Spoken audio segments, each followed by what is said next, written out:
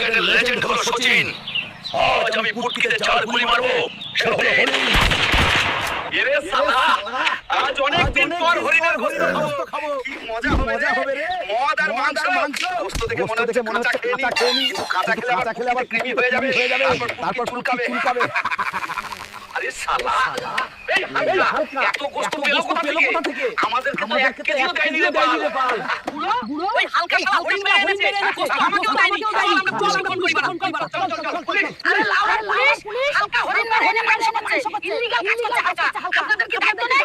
জলদিকে ধরুন শালাকে। পুলিশ তোকে চারিদিক থেকে ঘিরে ধরেছে। বাল বাইরে চেঁচাচ্ছে। আমি কিচ্ছু শুনবো না। মাল মাংস খাবো। ধর শালাকে। আরে ইন্সপেক্টর বাবু, আসুন। আপনারা ওখানে একটু। মাংস দারুণ হয়েছে রে। আরে আপনারা